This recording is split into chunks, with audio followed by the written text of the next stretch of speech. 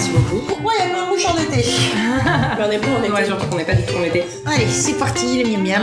Bah oui, mais du coup, je me suis dit peut-être que je pourrais essayer de trouver des blagues qui font rire. Pas sûr que t'arrives à chaque fois. Mais voilà, c'est bon, on a. Bienvenue, vous écoutez Entre nos lèvres, le podcast qui raconte les vraies histoires autour de la sexualité, mais pas que. Nous sommes Céline et Margot, et depuis 2018, dans un coin de notre salon, on accueille des inconnus et on enregistre leurs témoignages. Grâce à eux, et après avoir compris qu'il existait de nombreux tracas quotidiens pour lesquels il n'y avait toujours aucune solution saine et efficace, on a décidé de les inventer. Du coup, Entre nos lèvres, c'est aussi maintenant une marque de soins qui vous aide au-delà des écouteurs et accompagne votre sexualité, mais pas que. Et pour ce nouvel épisode, on accueille aujourd'hui une nouvelle invitée, Sarah. Sarah a 34 ans et avec elle, nous avons discuté de son enfance à la ferme, de radiateurs bricolés et d'accidents domestiques, des vacances scolaires et des séances de kiné, des meufs pas chiantes et des systèmes de points, de cicatrices et d'acceptation, mais aussi de l'envie d'être comme tout le monde. C'est parti. Alors, est-ce que ça te plaît d'être une femme ? Ouais, carrément. C'est quelque chose qui rayonne, c'est une puissance, comme si on était capable de faire tout ce qu'on veut. Je sens une grande force et je l'ai toujours associée, sans pouvoir m'expliquer pourquoi, au fait d'être une femme. Probablement parce que j'ai eu des représentations aussi de femmes qui étaient plutôt fortes. T'as le sentiment que tu peux faire tout ce que tu veux ? Malheureusement, non. J'ai des limitations physiques, j'ai un handicap. J'ai eu un accident quand j'avais 8 mois, un accident domestique, un incendie. Et donc les conséquences de cet incendie, c'est donc des cicatrices sur mon corps, sur mes mains, sur mon visage et surtout sur ma jambe droite. Ce qui fait qu'aujourd'hui, je peux pas marcher sans ce qu'on appelle une prothèse. Par exemple, je peux pas courir, je peux pas faire de rando, de ski, tous les machins qui glissent, pas de patins à glace, tout ça, de roller, tout ça. Donc voilà. Qu'est-ce qui s'est passé quand tu avais 8 mois ? Mes parents étaient agriculteurs, ils travaillaient tout le temps. Quand j'avais 8 mois, j'étais à côté de la ferme, qui était pas très loin de notre maison, mais trop loin pour y laisser un bébé. Et donc, j'étais dans une petite caravane à côté de là où ils travaillaient. Et il y avait un radiateur, probablement bricolé, qui a pris feu. J'étais prise dans cet incendie. Ma mère m'a sortie de là, apparemment. Et après ça, j'ai été emmenée à l'hôpital. Pendant quelques temps, mon pronostic vital était engagé. Donc, ça veut dire qu'on ne savait pas si j'allais survivre ou pas. Et finalement, ça a été le cas. Ce qui fait que j'ai eu une enfance avec pas mal de soins, pas mal de temps à l'hôpital. J'ai appris à marcher en centre de rééducation. C'est ma mère qui devait faire des allers-retours. Ça a dû être une période vraiment compliquée pour elle. Mais moi, j'en garde pas un mauvais souvenir. Pour moi, les hôpitaux, c'est pas ce truc froid, parce qu'en fait, quand t'es à l'hôpital des enfants, en tout cas moi, dans mon cas, tout le monde est juste aux petits soins pour toi. Et en plus, dans mon cas, qui était un cas très grave, j'ai toujours été au centre de l'attention, quoi. J'y suis restée un certain moment et après, pendant mon enfance, j'ai eu à plusieurs reprises des interventions chirurgicales, un petit peu sur la main, un petit peu sur les jambes, pour faire des greffes de peau, améliorer des petites choses qui n'allaient pas si on pouvait. Donc j'ai fait quelques séjours à l'hôpital pendant les vacances scolaires. C'était pas très fun. Pendant que mes copains et mes copines partaient en vacances, moi j'allais à l'hôpital ou en cure thermale, parce que quand t'as une peau avec beaucoup de cicatrices, il faut faire des cures thermales pour aider ta peau à aller mieux. Et aussi faire des séances de kiné. Donc, je faisais des séances de kiné tous les jours, 2 fois par jour, pendant longtemps. C'était plutôt hyper lourd. Donc, c'était une enfance assez médicalisée, avec beaucoup de soins, plus tous les soins que devait me faire ma mère à la maison. La principale conséquence que ça a eu sur toi, cet incendie, c'était les brûlures sur ta peau, ou il y a eu d'autres choses aussi ? J'imagine que je portais un body, et donc ça explique pourquoi les parties de mon corps qui sont principalement touchées sont les parties qu'on peut voir aussi aujourd'hui quand je porte des vêtements. Donc mon visage, ma main droite et toute ma jambe droite et un peu l'intérieur de ma jambe gauche. Un accident avec des brûlures graves, la première chose qu'on fait, c'est juste sauver la personne et s'occuper de lui permettre de guérir et de cicatriser. Et la deuxième chose, c'est la partie fonctionnelle qui est, à cause de ces brûlures, ma jambe, elle peut pas fonctionner comme avant. Et donc, en plus, dans un contexte où on parle d'un enfant qui va grandir, et donc la croissance, elle a un gros impact là-dessus. Et c'est pour ça que pendant l'enfance, il y a eu plusieurs opérations qui étaient là ni pour rattraper, ni pour améliorer, mais pour réparer les conséquences de la croissance, la peau qui tire et qui du coup ne s'étire pas comme la peau d'une personne non brûlée, puisqu'elle est cicatrisée et qu'elle est beaucoup moins élastique. T'as des tensions qui se créent dans la peau, et par exemple, qui me permettaient pas d'avoir une extension de ma jambe complète. Et donc là, on vient redonner de la souplesse en sectionnant et en rajoutant de la peau. Et aujourd'hui, j'ai toujours pas une extension de la jambe complète, mais je crois que c'est le max qu'on peut avoir. Et aussi, d'un point de vue fonctionnel, ma jambe droite, j'ai pas de pied qui me permet de marcher, j'ai quasiment pas de muscles. Et donc en plus, pas de bol, à l'époque de mon accident, les médecins en fait demandent aux parents, à un moment où ils sont vraiment en état de prendre une telle décision, si oui ou non ils sont censés sauver la jambe de l'enfant ou faire une amputation. Donc ça, c'était dans les années 90. Et donc, bien sûr, des parents étudient, oui, sauver la jambe de mon enfant. En fait, il se trouve que la jambe que j'ai aujourd'hui, c'est une jambe qui m'encombre plus qu'autre chose, puisqu'elle fait la longueur d'une jambe normale, mais sans pied. Donc, pour appareiller, on n'est pas sur les super lames de course supersoniques qu'on voit sur les gens. C'est vraiment une prothèse avec beaucoup de limitations, et surtout au niveau du pied prothétique. J'ai tellement peu de place pour ajouter un pied prothétique qu'il ne peut pas être articulé et je suis très limitée dans le choix du pied que je peux avoir. Et comme ma jambe est faite de peau cicatrisée et greffée, si j'envisage une amputation, je sais que la question de la cicatrisation, ça va être quelque chose de compliqué et les médecins m'ont dit récemment qu'une amputation tibiale, donc au niveau du tibia, ne serait pas envisageable à cause de ça. Donc on parle d'une amputation fémorale, ça veut dire au-dessus du genou, et ça implique un changement de mode de vie potentiel. Donc c'est toute une réflexion qu'il faut avoir. Si jamais tu te faisais amputer, tu pourrais avoir, comme tu le disais, une prothèse super bionique, et en fait tu aurais un champ des possibles beaucoup plus grand pour tes activités. Là, la prothèse que tu as, elle est trop limitante. Oui, mais tout ça, c'est potentiellement. Parce qu'en fait, tu sais jamais comment ça va vraiment se passer, tu sais jamais comment tu vas te remettre d'une opération, comment tu vas récupérer. Avec une amputation fémorale, je pourrais avoir un genou électronique qui me permettrait potentiellement de courir et de monter les escaliers. En revanche, quand tu montes sur un vélo, aujourd'hui, je peux décider à peu près de où je vais positionner ma jambe. Avec une prothèse qui remplace toute ma jambe à partir de la cuisse, c'est pas si simple. Et par exemple, une prothèse fémorale, ça remonte jusqu'au niveau de l'aine vraiment et au niveau de la cuisse. Donc ça veut dire que quand tu t'assois sur une chaise ou sur les toilettes, t'es plus vraiment confortable. Et au vu de mon mode de vie, c'est une question qui se pose en fait. Est-ce que j'ai envie d'être toujours inconfortable quand je m'assois, mais des fois pour faire une très longue rando? C'est des choix intéressants. Quand tu as parlé des médecins qui ont proposé ce choix à tes parents, tu penses qu'ils n'auraient pas dû leur proposer ce choix et prendre la décision d'amputer ta jambe à l'époque? C'est hyper difficile comme question puisque les technologies évoluent aussi. Donc aujourd'hui, on sait que les prothèses tibiales et fémorales, ça fonctionne bien à partir du moment où on a un moignon de bonne qualité. Mais à l'époque, ils espéraient pouvoir récupérer un pied pseudo-fonctionnel, ce qui en fait n'est pas du tout le cas. Et ce qu'il y a aussi, c'est être chirurgien, c'est un métier, et être prothésiste en est un autre. Et en fait, le prothésiste, lui, il sait qu'est-ce que c'est un moignon de bonne qualité, entre guillemets, qui va te permettre d'avoir un appareillage qui va bien fonctionner, dans lequel tu vas être confortable, là où un chirurgien, il va potentiellement avoir tendance à suggérer de garder le plus de membres possible. Mais si tu considères la partie technique, des fois, c'est pas ce qui va te donner le meilleur résultat, et aussi, tu te dois de prendre en compte le mode de vie du patient, parce qu'il y a des gens qui kiffent passer leur vie à bouquiner sur un canapé, et d'autres qui aiment juste faire du cheval, quoi. Comment on t'a raconté ce qui s'est passé ? Je pense que c'est ma mère qui m'a raconté ça. Ou alors, je pense que je l'ai entendu l'expliquer aux gens, parce que les gens posaient des questions. Quand t'as une petite fille couverte de brûlures, les gens posent des questions. Et donc, ce qu'elle disait tout le temps, c'était « elle a eu un accident ». Et donc, moi, je répétais ça. « J'ai eu un accident ». Et je pense qu'avec le temps, j'ai dû poser des questions, mais il se peut que j'ai appris des choses au sujet de mon histoire, surtout en écoutant aux portes.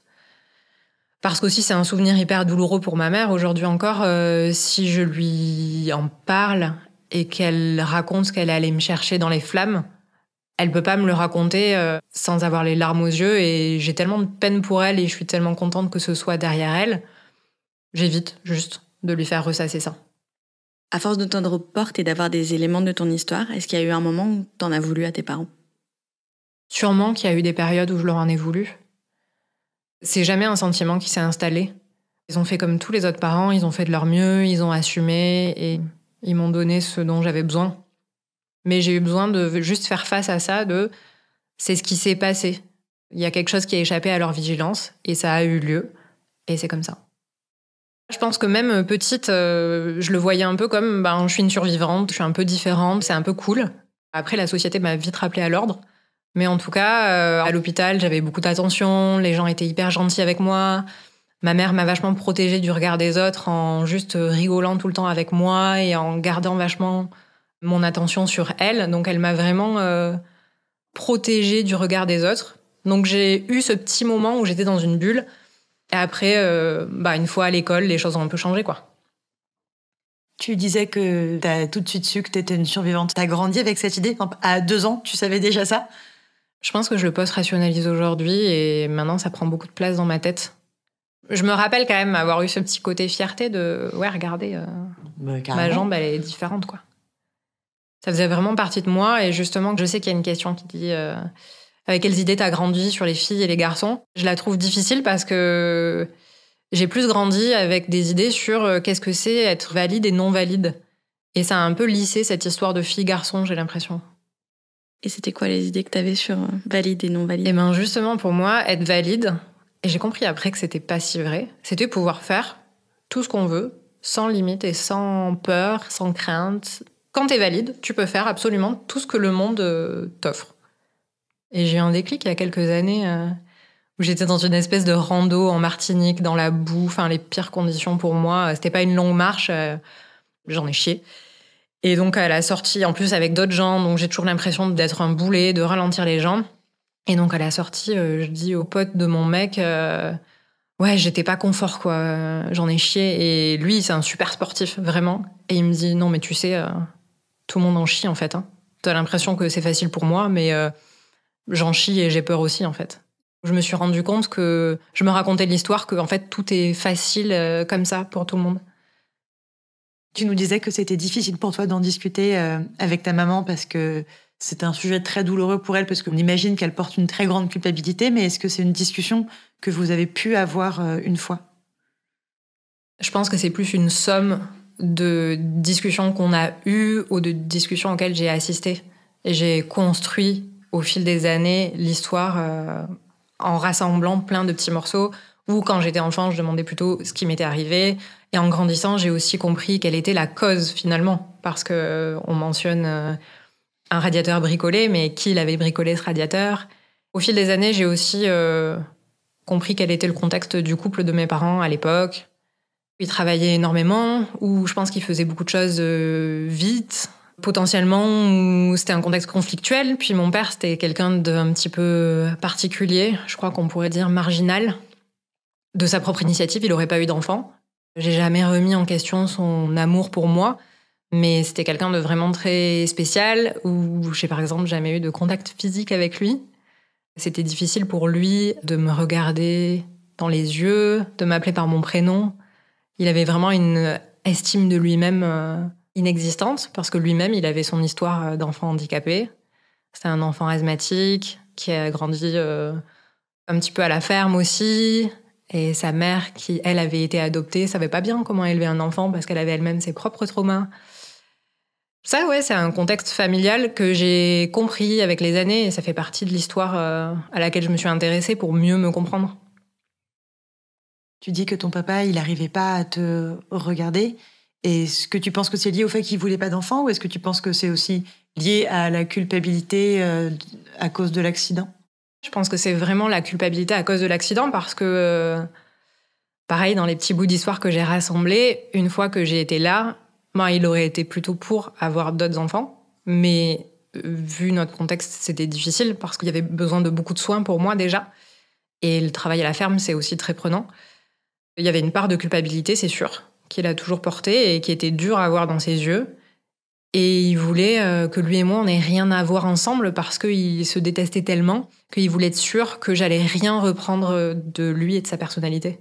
Et ça n'a pas du tout marché parce que je l'admirais énormément et que malgré tout, il m'a inspiré beaucoup de choses. Au moment de l'accident, tes parents, ils sont restés ensemble? Tu dis qu'ils te regardaient pas, mais ils étaient tous les deux là dans ta vie? Oui, tout à fait. Ils m'ont élevé tous les deux. Ils sont restés ensemble jusqu'à ce que mon père décède. Je n'aurais pas parié dessus parce qu'ils ont passé une grosse partie de mon enfance à se disputer. Mais plus tard, j'ai compris que vraiment, ils n'avaient jamais eu la moindre envie, ni l'un ni l'autre, d'être séparés l'un de l'autre. Je les ai jamais vus se dire des mots d'amour, avoir des gestes de tendresse, mais ni entre eux, ni envers moi. Hein. La première fois qu'on m'a fait un câlin, j'avais 20 ans, quoi. Ça faisait pas partie des choses que j'ai vues chez moi. Mais après, j'ai compris qu'ils avaient leur façon à eux de s'aimer, de toute évidence. Ils étaient très pudiques ? Oui. Il y a une pudeur du corps où je pense, si j'ai dû voir ma mère nue quand même des fois. Mais oui, une pudeur des sentiments. On n'est pas du style à se féliciter ou s'encourager, et ça m'a drôlement manqué d'ailleurs. Et j'ai l'impression même que ça a été empiré par mon handicap, parce que comme ils avaient cette culpabilité et cette crainte que la vie soit difficile pour moi à cause d'eux, c'était vraiment très important pour eux que je donne le meilleur de moi-même. Et donc, ils allaient tout le temps souligner ce qui était améliorable et pas ce que je réussissais. Et donc ça, franchement, j'ai fait de nombreuses années de psychothérapie pour travailler sur ma confiance en moi. C'est ta mère qui voulait un enfant ? Ouais, carrément. Et elle a pas l'air de regretter. Ils occupaient du coup quel rôle tes parents au sein de ton foyer ? Ils étaient tous les deux agriculteurs et ils travaillaient ensemble. Donc, en dehors de la maison, ils travaillaient tous les deux à l'élevage et mon père s'occupait de cultiver les terres et il s'occupait aussi du côté entrepreneuriat de l'agriculture. Donc, prendre les décisions et dire un peu dans quelle direction on allait. Et ma mère, elle s'occupait de tous mes soins, 3 fois par jour, matin, midi et soir. Et elle s'occupait de la maison et elle s'occupait de la ferme. J'ai jamais vu mon père passer un coup de balai, faire à bouffer. Et des fois, quand on partait 3 semaines justement en cure thermale, ma mère, elle faisait à manger, elle mettait au congélateur pour qu'il puisse se nourrir en notre absence. Est-ce que ton père, il est déjà venu à l'hôpital ? Il s'est intéressé, il a pris part dans tout ça ou pas du tout ? De loin. J'ai pas énormément de souvenirs quand même de lui à l'hôpital. Dans ma vingtaine, j'ai dû faire une autre opération et je crois qu'il est venu. Mais bon, pareil, même au téléphone, il savait pas comment faire pour se donner des nouvelles au téléphone. Et j'ai comme cette impression qu'il se disait qu'il en avait fait assez et que de toute façon, il n'était pas capable de faire quoi que ce soit de bien pour moi. Tout ça, tu le sais parce que ta mère te l'a dit, parce que lui, il te l'a dit, ou parce que tu l'analyses comme ça ? Ouais, parce que je l'analyse comme ça. Parce que si on regardait juste la scène comme ça, on pourrait juste se dire qu'il m'aimait pas, en fait. Donc j'ai essayé de creuser quand même, et j'ai bien vu que non, c'était pas ça. Parce qu'il y a des regards, des sourires qui trompent pas. Tous ces actes étaient toujours dirigés pour que la suite de ma vie se passe bien. Et il m'a déjà dit que juste ce qui lui importait, c'est que ça se passe bien pour moi. Je pense que c'est la chose la plus forte qu'il m'ait jamais dite, donc c'est-à-dire. C'est une analyse que j'ai dû faire, parce que je pense que ma première analyse était juste je mérite pas qu'on m'aime. T'avais l'air très proche de ta maman, du coup, c'est quelqu'un avec qui tu pouvais parler de plein de choses, te confier ? Non, on peut pas dire ça. Je pense qu'on a eu des hauts et des bas. Dans mon enfance, on était très proches parce que c'est elle qui me protégeait, qui était tout le temps avec moi, tout le temps en train de s'occuper de moi. À l'adolescence, je l'ai complètement rejetée parce que j'en avais marre d'avoir des soins en permanence, d'avoir une vie pleine de contraintes. Et parce que on n'était pas d'accord, justement, on ne pouvait pas parler de tout avec elle. Et il y avait plein de choses de ma personnalité qu'elle rejetait. Je pense que ce qui nous a beaucoup divisé avec ma mère, c'est moi, je suis très sensible. C'est pas quelque chose qu'elle sait faire pour elle. Elle sait pas s'écouter, accueillir ses émotions et les gérer. Ça m'arrivait de pleurer, de vivre les choses très fort. Et pour elle, ça se voyait que c'était vraiment pénible à supporter. Donc si je pleurais, je faisais du cinéma. Je vivais toujours les choses très fortes au niveau des relations, et c'est toujours le cas. Toute amitié pouvait prendre des proportions incroyables, et pour elle, c'était quelque chose d'incompréhensible qu'elle jugeait énormément. Et donc elle trouvait que c'était vraiment futile d'apporter autant d'importance à mes relations, à mes amis. Pourtant, moi, c'est ce qui me permettait de tenir le coup, en fait. Parce que j'avais aussi des douleurs et des contraintes. Et donc, mes relations, c'était ce qui me donnait mon oxygène. Et le fait que moi, j'ai envie de liberté, de faire des choses, elle avait peur de beaucoup de choses. Là où moi, vu que j'avais des limitations, je cherchais toujours à repousser ces limites. Et donc, j'avais envie de voyager, j'avais envie de partir à l'étranger, de partir de chez moi, d'avoir un scooter. Et tout ça, pour elle, c'était incompréhensible. Et je pense qu'à l'adolescence, ça m'a saoulée. Et dans ma vingtaine, j'ai fait pas mal d'introspection et j'ai réussi à mettre de côté certaines choses. Et maintenant, je suis de nouveau très proche d'elle. Très vite, petite, tu t'es sentie différente, ou c'est un sentiment qui est arrivé plus tard? Au début, tu avais le sentiment que tu étais comme tous les autres enfants? C'est arrivé quand je suis arrivée à l'école. Parce qu'en plus, je pense que quand je suis arrivée à l'école, je portais un masque. Quand on a des cicatrices, parfois, il y a des boursouflures. Et donc, pour lisser ça, on porte un masque dans une sorte de plastique transparent avec des trous dedans aux endroits des boursouflures. Et c'est ça qui lisse le visage. Quand j'ai commencé à arriver à l'école, j'ai commencé à sentir ça. Des regards, des critiques. Des questions aussi, des enfants, j'imagine. Pas des questions, non, des affirmations. Toi, t'as une peau de crocodile, t'es moche. Les enfants sont pas tant dans l'introspection que ça. Et beaucoup d'injonctions de t'es moche et donc les conséquences sur ta vie, ce sera ça. Ça m'a traumatisée et c'est un truc que j'ai réglé en séance de psy EMDR il y a 1 an.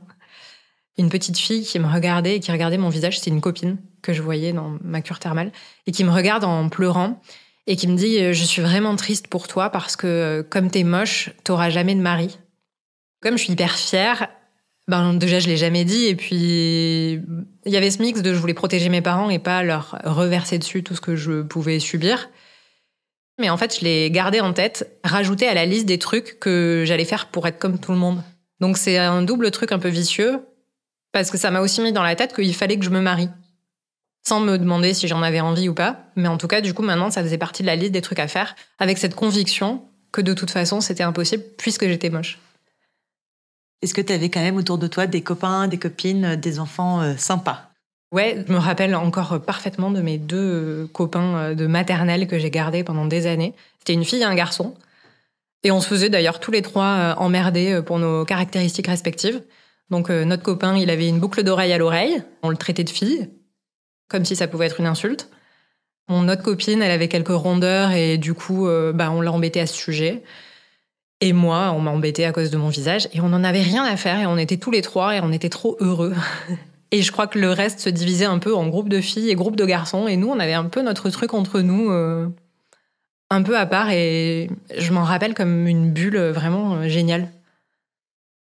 Est-ce qu'il n'y avait pas un truc qui te rassurait dans le fait de te dire, en fait, on se moque de moi parce que j'ai entre guillemets une peau de crocodile, en fait, on se moque aussi de mon pote parce qu'il a une boucle d'oreille ? Je sais pas trop, parce qu'on m'embêtait vraiment. Après, au collège, j'ai mis en place des techniques pour éviter.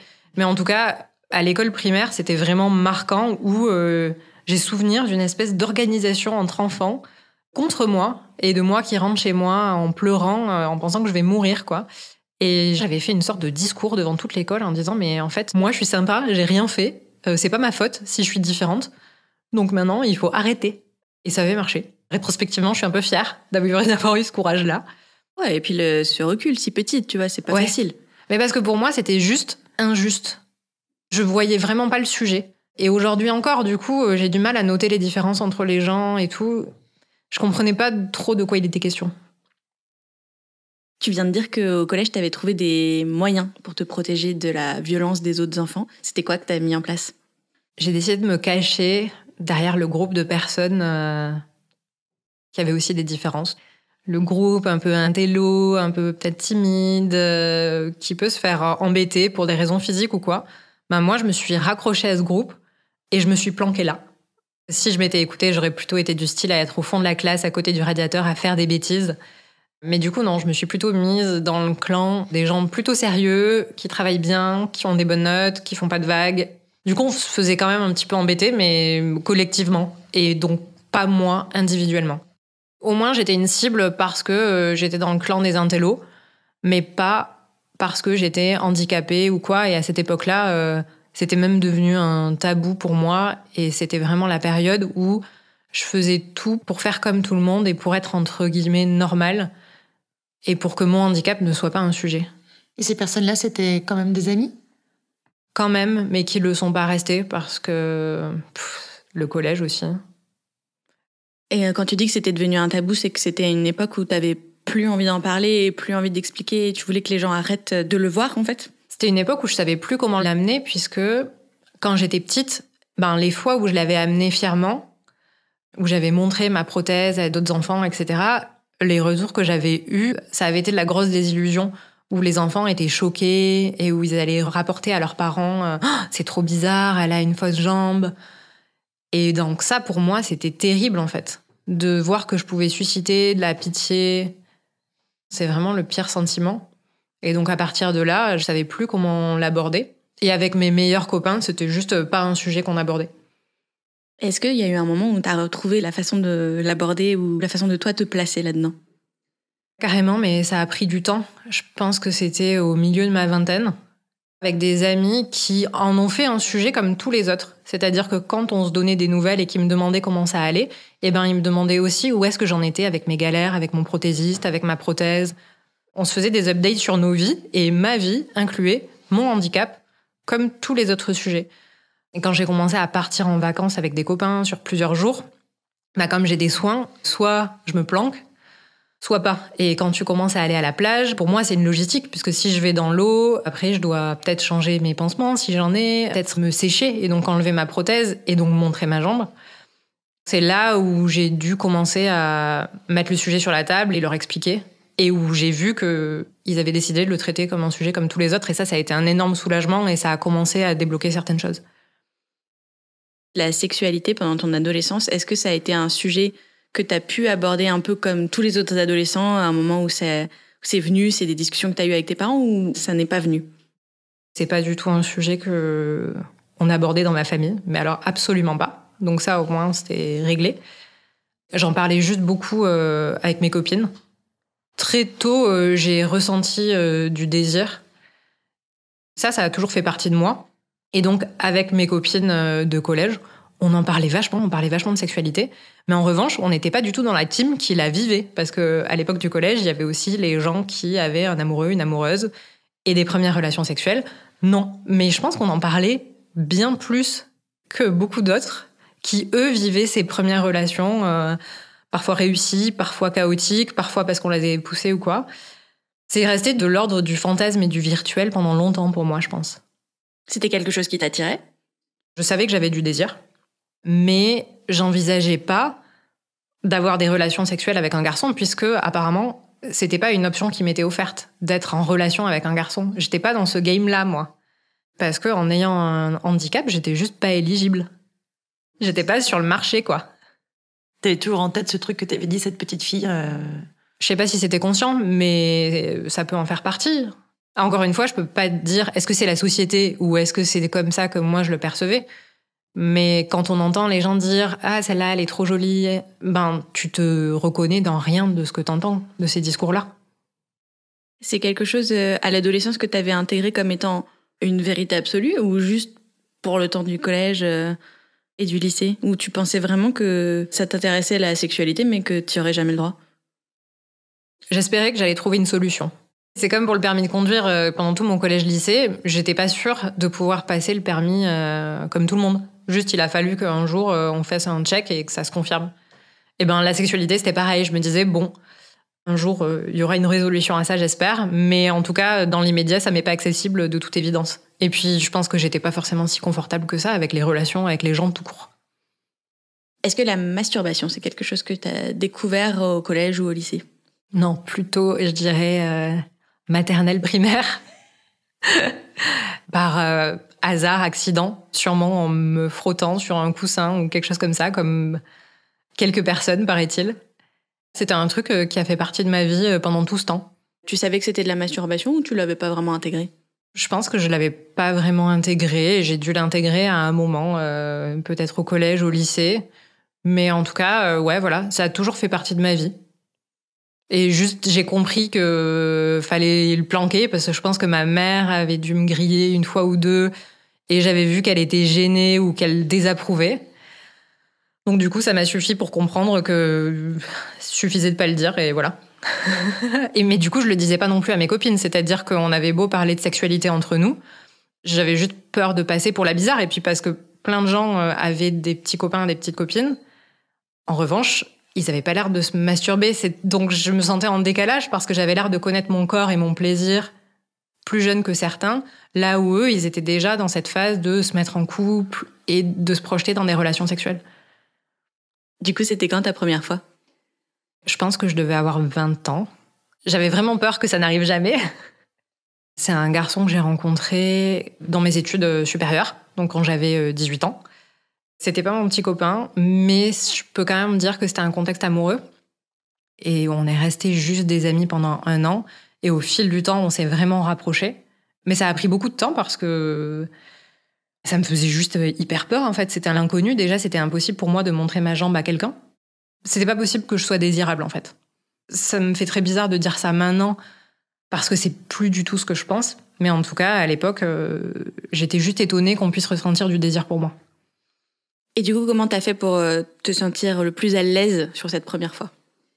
Cette première fois, elle est arrivée après, je pense, des mois de rapprochement. Et donc, c'est ça qui fait que je me suis sentie à l'aise, c'est qu'avant, pendant des mois, on s'est rapprochés physiquement et il s'est passé plein d'autres choses que la pénétration. Mais ça a été, du coup, mon éveil à la sexualité avec une autre personne. Et ces mois-là étaient vraiment géniaux. C'était vraiment une période douce et rigolote et hyper amusante. Jusqu'à ce qu'on ait notre première fois, qui était, du coup, moins sympa que ce que j'ai décrit précédemment. Et après, c'est redevenu fun. Pourquoi c'était moins sympa ? Parce que la pénétration, c'est pas si facile que ça quand on n'a jamais fait, je pense. Ça a quelque chose d'impressionnant. Découvrir le corps d'un garçon vraiment pour la première fois, c'était très impressionnant. Et donc ça avait ce côté il y a un cap à passer, il faut le faire, mais donc c'était le temps de gagner en confort, de débloquer un nouveau pouvoir. Est-ce que t'étais quand même contente de l'avoir fait ? Ouais, carrément, parce que c'était avec une personne avec qui je me sentais bien, en sécurité, que j'aimais, qui avait l'air de m'aimer, mais ça c'était beaucoup plus compliqué parce que je ressentais vraiment une réciprocité dans mon sentiment. Mais lui, il n'était pas du tout dans une perspective de s'engager vraiment dans une relation. Et en plus, la suite était vraiment chouette et on était vraiment épanouis dans notre sexualité. Et c'était caché aussi, on ne disait pas aux gens.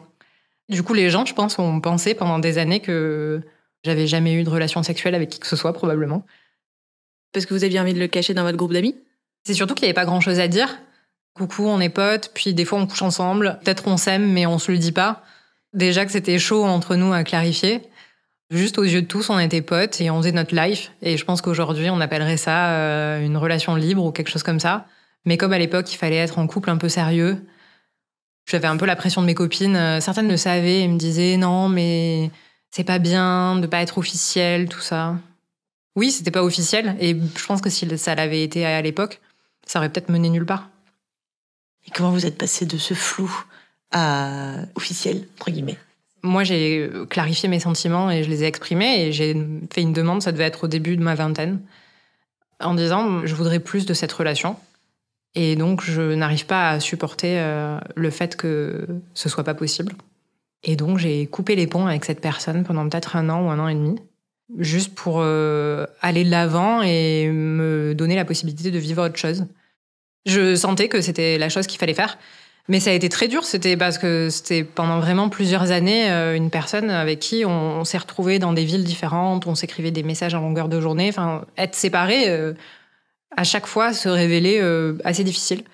Et on a fini par se recroiser. Il a fini par travailler dans la même boîte que moi et me dire que voilà, qu'il travaillait dans cette boîte et que comme ça, si je le croisais, il fallait pas que je sois surprise. Moi, je pensais vraiment qu'il était passé à autre chose. Lui avait une copine. On s'est prévu un verre ou un resto en mode chill, mais en fait, personne n'était chill dans cette histoire. Moi, j'ai failli m'évanouir sur mon vélo 3 fois en allant au lieu du rendez-vous. On a pleuré. Enfin, c'était tout un délire. On décide de se tenir au courant, de se revoir une prochaine fois, en essayant de prétendre qu'on était chill, mais pas du tout. Et donc, on a fini par se revoir, par se passer 3 semaines à planifier un date, je crois. Et quand je l'ai revu, j'étais persuadée qu'il n'aurait pas quitté sa copine. Donc je me disais, c'est mort. Et en fait, il avait quitté sa copine. Et donc on s'est mis en couple tout de suite, puisque ça semblait évident qu'on s'était manqué. Et sauf que j'osais pas le dire à mes proches. Je me suis comportée hyper bizarrement pendant 2 mois parce qu'on était fous amoureux et on se voyait tout le temps. Et je le cachais à tout le monde. Du coup, ma coloc retrouvait 2 assiettes sur les tendoirs à vaisselle. Je m'absentais pour des raisons complètement obscures. Je répondais plus au téléphone. Et pourquoi tu voulais pas le dire ? Parce qu'à l'époque où c'était pas une relation officielle, on me faisait sentir que c'était pas normal.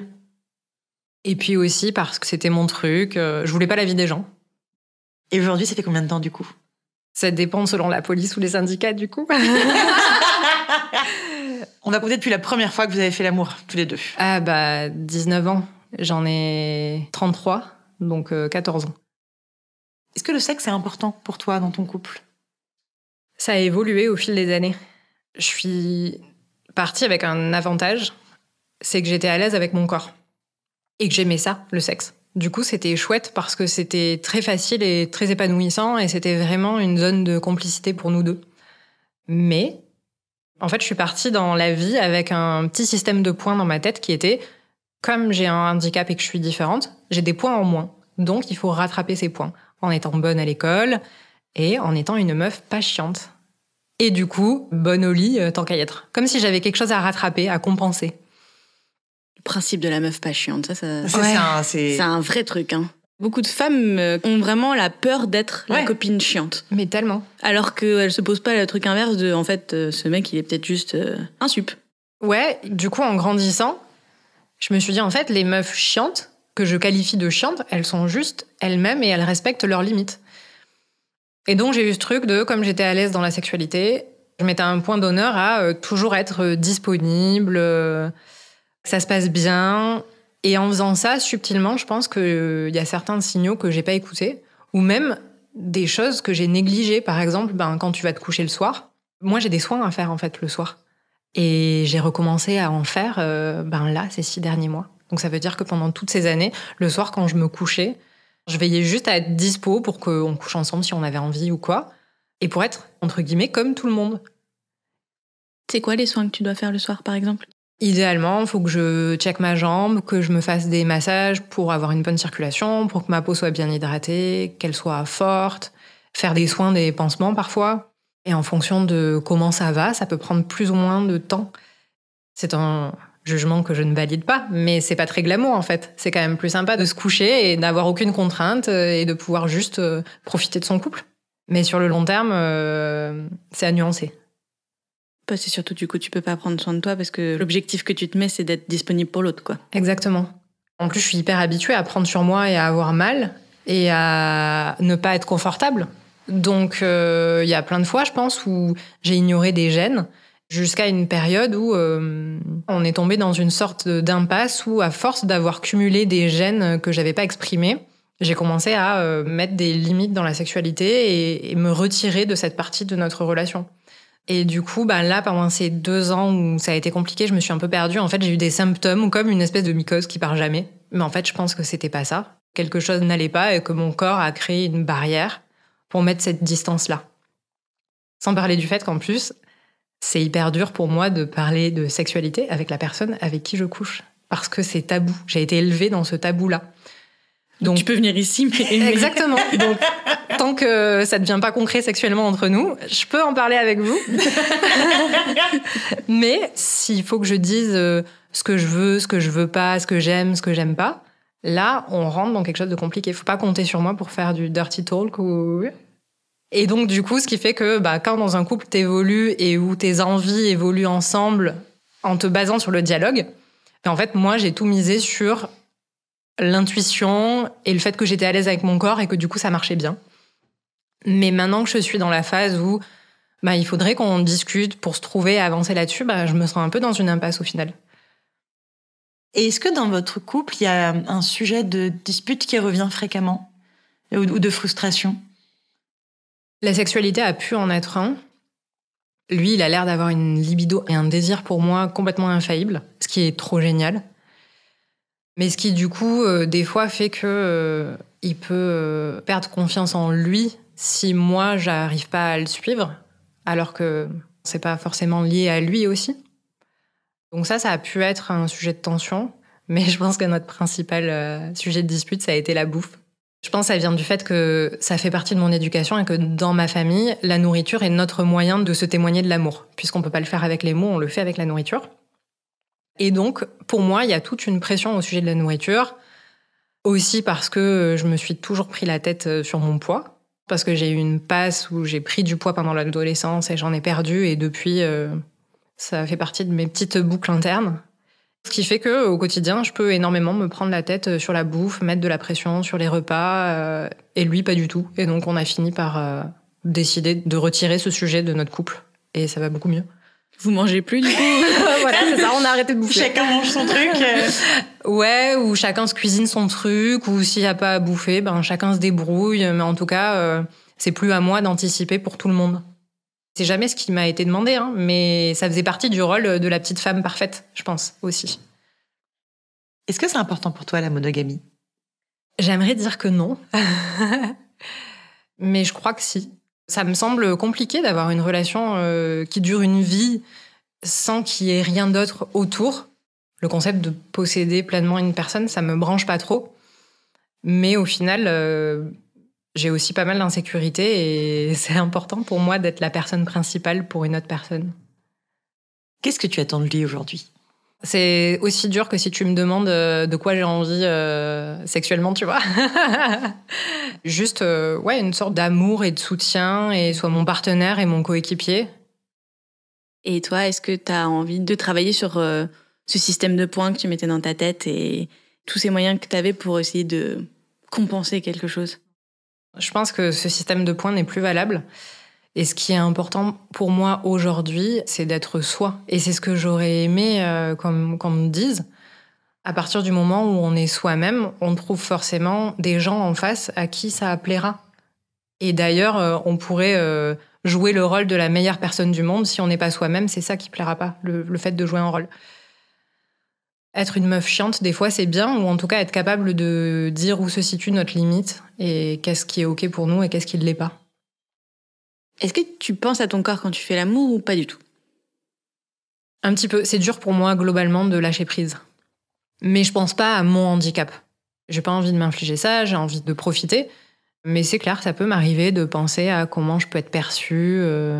Et je me dis que j'ai de la chance parce que pour la personne que j'ai en face de moi, ça a vraiment pas l'air d'être un sujet. Et ça, c'est cool. Est-ce que dans la sexualité, ta prothèse, il y a des adaptations à faire ou pas du tout ? Non, c'est pas une entrave. Ça m'arrive de faire l'amour avec et des fois sans. Ça dépend vraiment du contexte, quoi. Mais c'est vrai que c'est un sujet difficile et ça fait vraiment partie des questions que je me suis posées parce que quand j'étais plus jeune, je m'imaginais pas me déshabiller et entre autres enlever ma prothèse. Et en fait, pourquoi pas ? Des 5 sens, c'est lequel pour toi qui est le plus lié à la sexualité ? Je crois que c'est la vue, parce que je trouve qu'il y a beaucoup de choses qui passent par le regard et si on m'éteint la lumière, par exemple, je suis complètement paumée. J'ai l'impression de perdre le fil, en fait. La masturbation, c'est quelque chose que tu pratiques toujours ? Ouais, mais pas autant que ça a pu être le cas par le passé. Quand j'étais plus jeune, où je me disais, c'est peut-être pas normal de se masturber tous les jours. Je savais même pas si j'avais mis des mots dessus à l'époque. Peut-être qu'il faudrait que j'arrête. Donc non, j'en suis plus là, parce que je pense que je suis dans une phase où, maintenant que j'ai plus envie d'être la meuf toujours dispo, je me cherche encore, mais ça m'arrive toujours. Mais c'est juste un truc pour me faire plaisir, donc je le fais quand je suis vraiment mentalement dispo, quoi. Et aujourd'hui, est-ce que tu te sens à l'aise avec ton corps ? Je suis pas toujours à l'aise dans mon corps, des fois il me freine un peu, il m'encombre un peu, mais ce qui est sûr et certain, c'est que vraiment je l'aime. Et que j'ai besoin de lui demander pardon aussi parce que je lui ai fait subir plein de choses et pendant des années, j'ai essayé de le faire fonctionner franchement au-delà de ses limites. Et donc là, aujourd'hui, j'ai beaucoup à faire pour me faire pardonner, je pense. Qu'est-ce que tu as fait pour le faire fonctionner au-dessus de ses limites ? J'ai pas fait de soins du tout. Quand je suis partie de chez mes parents à 18 ans, j'ai tout laissé tomber. Je suis plus allée chez le kiné, même des fois, j'ai plus fait mes pansements. Tout ça, ce sont des choses que tu devrais faire toute la vie ? Ouais, ça, c'est un truc que j'étais pas prête à accepter. Je me dis qu'il y a peut-être quelque chose à changer dans le discours qu'on a auprès des personnes handicapées, parce qu'au final, j'ai beaucoup subi tout ça quand j'ai dû faire du kiné, que je devais faire des exercices. Je comprenais pas ce qu'on me demandait. Aujourd'hui, quand je vais en cours de pilates, je me rends compte que c'est ça qu'on me faisait faire dans mes séances de kiné, mais sauf que maintenant, je sais à quoi ça sert. Je comprends qu'est-ce que c'est un périnée, qu'est-ce que c'est des muscles de mes abdominaux, et à quoi ils servent. Et donc maintenant, j'ai envie de les travailler. Donc ouais, m'infliger de plus faire de soins, dormir avec ma prothèse, parce qu'au final, quand je dormais avec des amis ou avec mon mec au début, pas au début de quand on vivait ensemble, mais juste quand on dormait chez l'un chez l'autre parfois, je dormais avec ma prothèse, ce qui est juste la pire idée du monde. C'est comme si tu dormais avec des chaussures hyper serrées. Je passais des nuits horribles. M'infliger, des douleurs, pas m'écouter juste. Et le cacher aussi. J'ai porté des shorts pour la première fois il y a 3 ans, je crois. J'ai passé plusieurs étés à porter des fringues qui me tenaient beaucoup trop chaud et à me cacher. Ça fait partie des choses que je regrette. L'intérêt, par exemple, de continuer à faire de la kiné ou du pilates, c'est que en renforçant ton corps, tu soulages ta jambe ? Ouais, aussi parce que les choses du quotidien me coûtent plus d'énergie. Par exemple, faire un trajet à pied, moi, ça va me coûter quand même une énergie conséquente. J'ai essayé de me proposer un nouvel état d'esprit qui est, plutôt que de me dire, parce que t'es handicapé, et c'est ce qu'on t'apprend quand t'es enfant, tu seras dispensé de sport, tu dois faire moins de choses, etc. essayer d'adopter le raisonnement inverse et de me dire, parce que tu as un handicap, tu dois avoir un mental de sportif de haut niveau. Et donc, tu dois avoir un entraînement spécifique à cause de ça. Et donc, faire du pilates, et donc faire de la muscu, et donc faire du sport, pour que ta condition physique générale soit vraiment très bonne et que tu puisses être plus confortable dans ton quotidien et que ton corps puisse fonctionner du mieux possible. Est-ce que ce handicap et les conséquences que ça a eu des conséquences financières sur toi ou pas du tout ? J'imagine que ça peut en avoir pour certaines personnes. Il y a des aides quand même. Mais dans ma stratégie de conquête de l'univers, il y avait ne pas être freinée dans ma vie par autre chose que mon handicap. Donc, c'est pour ça que j'ai décidé de quitter le domicile de mes parents dès que j'ai pu et d'aller faire des études dans une autre ville et qui me permettrait d'avoir un salaire correct qui pourrait couvrir des dépenses potentielles. Et donc, même dans ma stratégie d'épargne, je garde en tête que je veux avoir une partie de mon épargne qui me permettra, s'il faut un jour, de me payer une prothèse si quelque chose se passe mal et que finalement, un jour, je dois sortir des sous pour me payer ma propre prothèse. Donc, la réponse est non, mais juste parce que je peux me le permettre. La plupart des choses sont remboursées, mais t'as toujours des frais supplémentaires, genre les semelles pour les chaussures. C'est peut-être de la coquetterie. Donc, oui et non. Disons que je peux me le permettre. Si tu voulais changer ta prothèse, tu devrais la payer ? Non, ça c'est remboursé, mais je me dis que je suis pas à l'abri un jour de vouloir opter pour quelque chose de spécifique qui serait pas remboursé ou qu'il y ait un souci avec un remboursement parce que t'as un nombre limité par an. Et donc si quelque chose ne va pas et qu'on veut pas me rembourser la supplémentaire parce que mes justifications ne sont pas OK, ben je veux pouvoir quand même payer une prothèse moi-même si c'est nécessaire. Mais normalement, c'est pas censé arriver. Ça coûte combien une prothèse pour avoir un ordre d'idée ? Je crois que c'est dans les 3-4 000 euros pour la mienne, mais ça va être très dépendant du pied. Si tu as un genou motorisé, par exemple, on est sur tout à fait autre chose. Pareil pour un pied avec une lame carbone. Mais je crois que moi, c'est dans les 3 à 4 000 euros. Est-ce que ça a eu des conséquences sur ton travail ou pas du tout ? Ce qui est sûr, c'est que j'ai choisi un travail où je savais que je serais dans un bureau. Et j'ai toujours gardé en tête que si je perdais mon travail, ben je pourrais pas faire un taf alimentaire qui me demanderait d'être serveuse, par exemple, ou quoi. Donc ça fait partie des choses que j'ai gardées en tête. Mais j'ai toujours mis un point d'honneur, pareil, dans le travail, à être comme tout le monde. Et ça aussi, maintenant, j'ai arrêté. Mais pendant longtemps, je faisais mes rendez-vous médicaux entre midi et 2, par exemple, ou le soir, en traversant les bouchons. Et maintenant, je fais plus du tout ça. Maintenant, j'assume, et même pour mon dernier job, j'ai carrément mentionné mon handicap dans mon entretien. Pour être transparente et parce que ça fait juste partie de mes caractéristiques et de ma vie, en fait. Et est-ce que ça peut donner droit à un aménagement des horaires et au fait que tu puisses prendre tes rendez-vous médicaux pas à 18h30 ? Ouais, ça peut. Ça l'a pas nécessité, puisque les jobs que j'ai eus jusqu'à présent me donnaient une certaine flexibilité. Mais ce qui est bien dans le fait de ne pas le cacher, c'est que ça devient logique pour les gens qui savent que ça fait partie de ma vie. Et donc, mes absences ne sont pas surprenantes ou étranges, puisque on sait que ça fait partie de mon quotidien. Ça t'a soulagé de le dire ? Ouais, carrément. Parce qu'en plus, ça fait un gros trou dans mon agenda quand j'en parle pas. Parce que tout le monde a des loisirs, des choses. Et si moi, je parle pas de mon handicap, même si j'ai des loisirs, ça enlève quand même une partie de ma vie. Ça fait que je suis moi-même, en fait. C'est à quel moment que tu te sens le plus à l'aise dans ton corps ? Quand je suis dans l'eau. J'ai appris à nager tard, en plus, entre mes 20 et mes 25 ans, je crois. Et là, je me sens vraiment bien quand je suis dans l'eau. C'est là où je ressens le moins les contraintes physiques que je peux avoir, je pense. Il y avait une raison pour laquelle tu as appris à nager entre tes 20 et tes 25 ans ? J'ai été dispensée de sport. Donc, je ne suis pas allée apprendre à nager en même temps que tous les autres enfants. Alors que j'aurais pu. En plus, mes parents ne savaient pas nager, ça faisait pas partie des choses de notre famille, donc. Et après, la trouille. Donc ça m'a pris quand même un petit peu de temps à apprendre à nager, donc j'ai pris pas mal de cours. Et ensuite, mon copain a passé aussi beaucoup de temps avec moi dans l'eau à juste m'apprendre à faire ce que font les enfants, c'est-à-dire n'importe quoi. Et c'est quand j'ai appris à faire vraiment n'importe quoi que j'ai fini par apprendre à nager. La piscine, c'était un sport que tu aurais pu faire ? Ouais.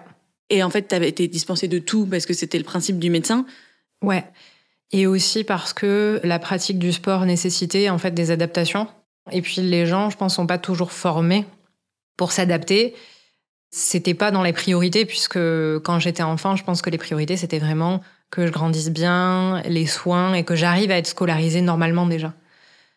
Mais je pense qu'aujourd'hui, les prises en charge ont carrément évolué et qu'aujourd'hui, on soigne beaucoup de choses par le sport en s'adaptant aux personnes, alors qu'à l'époque, dès qu'on avait la moindre limitation, on retirait le sport en premier. Mais ça nécessite de changer son état d'esprit, puisque moi, j'ai vraiment été élevée avec cet état d'esprit de « je dois me ménager ». Et c'est un truc un peu paradoxal, parce que d'un côté, je dois me ménager, donc j'évite de me mettre dans des situations sportives, alors qu'en me disant oui, je dois avoir une pratique du sport hyper régulière, je pense que j'améliore ma santé en faisant ça. Est-ce que maintenant, tu te montres nue facilement ou pas ? Avec les gens que ça intéresse, oui. C'est pas non plus un truc que j'ai voulu m'interdire. Ça restait important pour moi de me dire, ok, c'est peut-être difficile pour moi de me montrer nue, peut-être que j'ai des complexes, mais je veux le faire quand même parce que je veux pas me priver de ça. Et quand tu vas à la plage maintenant, est-ce que tu te sens plus à l'aise avec le fait de montrer ta prothèse, etc. Ouais, carrément. C'est plus une option aujourd'hui de cacher quelques parties de mon corps pour le regard des autres. C'est mon confort avant tout. Qu'est-ce que tu préfères chez toi ?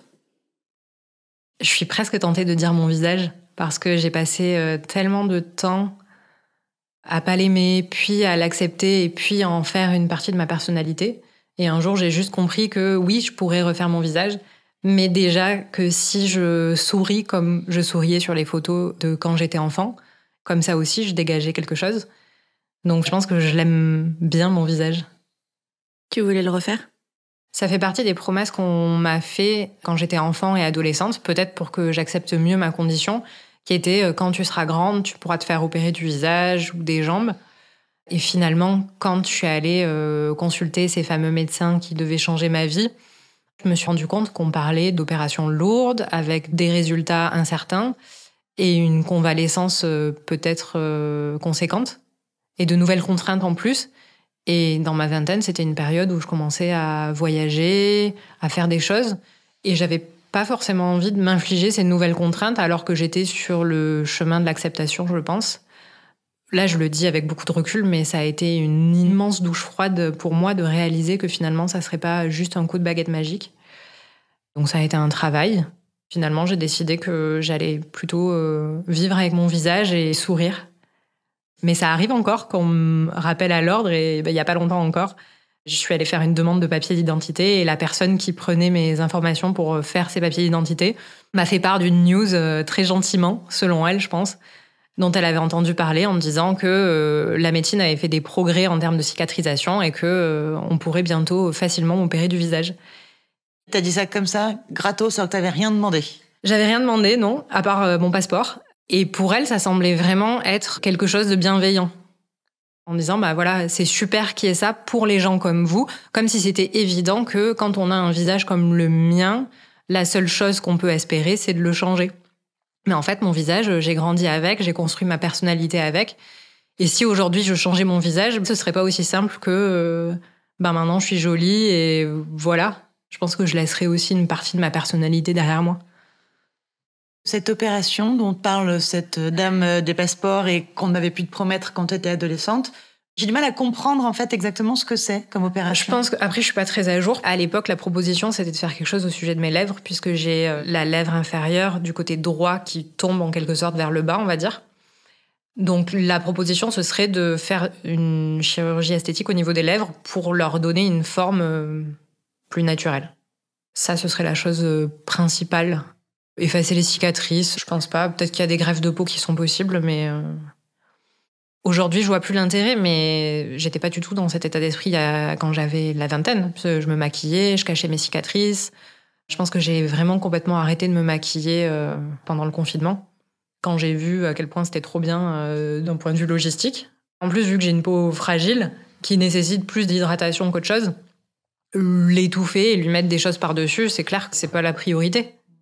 Mais je me blâme pas de l'avoir fait, c'est ce dont j'avais besoin. Mais aujourd'hui, c'est un état d'esprit qui est vraiment tellement loin que j'arrive pas à comprendre comment j'ai pu en être là. Est-ce que vieillir, c'est un truc qui te fait peur ? Je dois bien avouer que oui. J'aimerais que ce soit pas le cas, parce qu'on peut pas lutter contre ça. Ça me fait un peu peur, le temps qui file vite, la peur de ne pas pouvoir faire tout ce que j'ai envie de faire, d'avoir des regrets, d'être moins en forme. Et aujourd'hui, quand je regarde des photos de moi au lycée, je me dis pas, tiens, celle-ci, elle a un visage surprenant. Non, je me dis que j'étais plutôt canon, en fait. Mais c'est la vie, je pense que je vais faire la paix avec ça. C'est la question de la fin maintenant. Pourquoi tu as voulu venir nous parler de tout ça ? Qu'est-ce qui était important pour toi ? Je pense que j'ai manqué de représentation quand j'étais jeune. Je pensais vraiment qu'il y avait une seule façon d'être. Ça m'aurait fait beaucoup de bien de voir qu'il y avait plein de modèles de vie qui étaient possibles, être en couple, être pas en couple, plein d'apparences physiques possibles. Et que vraiment, ce qui comptait, c'est être soi. Et que personne ne mérite qu'on se rajoute des contraintes ou qu'on se cache. Ce qui est important, c'est vraiment être soi. Et je sais que c'est pas facile à comprendre. Et donc, si quelqu'un, quelque part, se pose les questions que j'ai pu me poser à l'époque, j'espère que mon témoignage pourra apporter quelque chose.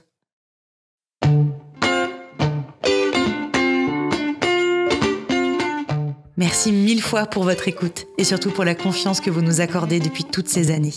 Si notre émission existe toujours et reste indépendante, c'est uniquement grâce à votre soutien et à vos commandes sur notre boutique entrenoslèvres.fr. D'ailleurs, pour ne pas rater le prochain épisode d'Entre nos lèvres, abonnez-vous à ce podcast. Vous pouvez également nous suivre sur Instagram, Facebook et Twitter. Maintenant, on est même sur TikTok. Et découvrir nos soins sur notre site internet entrenoslèvres.fr où nous écrivons aussi. Et n'oubliez pas de vous inscrire à notre super newsletter. On y raconte plein de trucs chouettes. On dévoile nos coulisses, on vous livre tous nos conseils et on partage même tout plein de recommandations. Des livres, des films, des articles, tout ce qui nous a plu ou touché ces derniers temps. Promis, c'est cool. Ah oui, et puis le montage et le mixage de cet épisode ont été faits par Marthe Cuny et la musique du générique par Martin de Bauer. Allez, à bientôt.